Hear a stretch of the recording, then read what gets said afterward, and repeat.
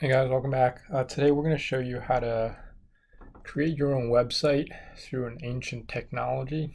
So essentially there are three steps to creating a website. First of all, you need a domain name. Domain names like www dot, ABC, whatever, when people go onto a web browser, they type in the URL, that's what they type to kind of locate your website. So I use a company called Name Silo. You don't have to use them. There are tons of them. As you can see, the .com prices are about $11. So since I have a I have a channel called Superwhizy on YouTube, which I imagine is where this will be listed.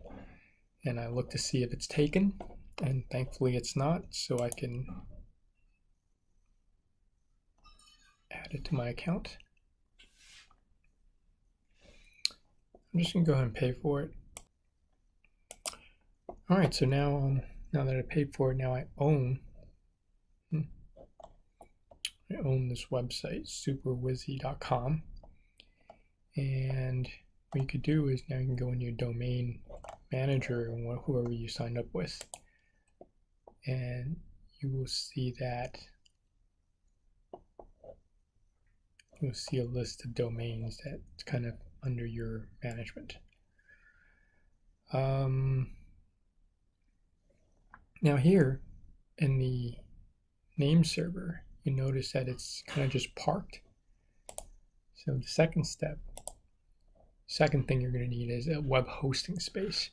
So I have my web hosting with a company called DreamHost.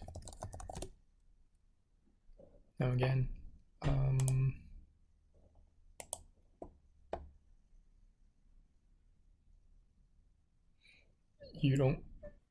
you could find your own web host. There are tons of them out there. It's just, for me, I've been using them for a long time, so just never bothered to change.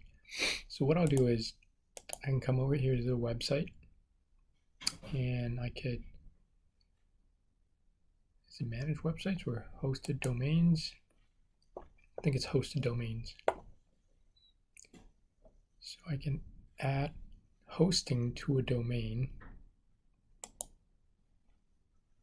So since I already have a domain, I don't have to, I just bought it, as you've seen, superwhizy.com. I'm going to host this domain.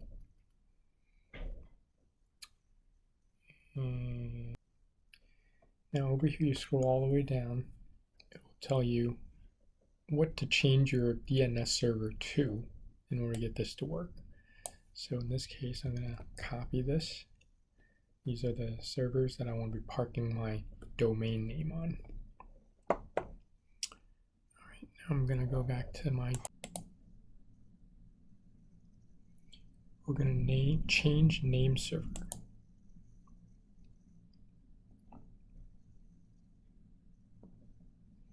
So you notice right now the name server is called this. We're going to change it to NS1 DreamHost,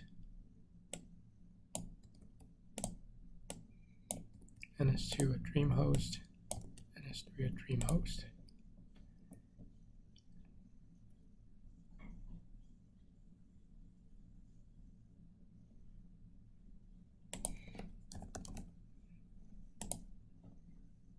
All right, so now that we've changed the name server to the DreamHost, we can go back to DreamHost and actually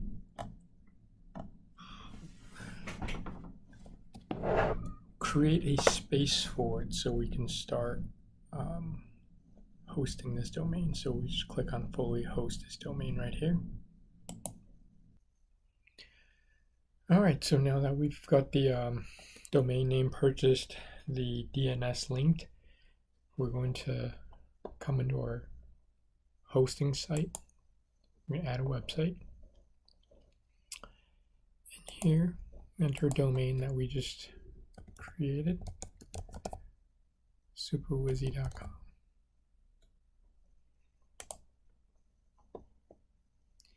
It's saying it's already registered. Yes, I'm the owner.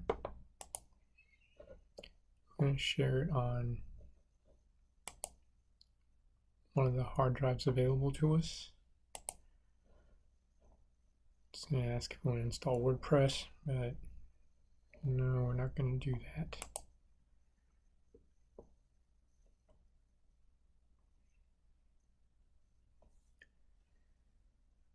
And once that's done, you give it probably 24 hours to propagate and populate the internets of the world, and eventually you'll be able to see your website. It shouldn't take that long, but now with the space in place, next thing you need to do is upload a file.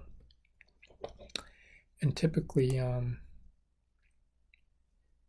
imagine like a Windows File Explorer format. The first thing it does is when you type in that URL for your home address, it looks for a file on that folder called index. Either HTML or PHP, or depending on your level of, well, the depth you want to go into. But in other words, you're looking for an index file. All right, so what we're going to do is we're going to create an index file that kind of notepad I'll do.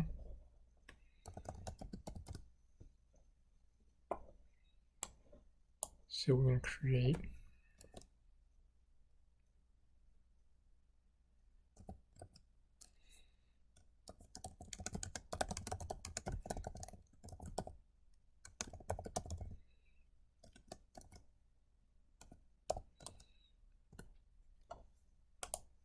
save as.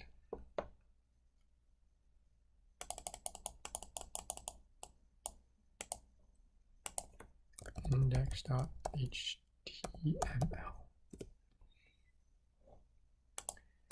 If you notice, we created a website here called index.html.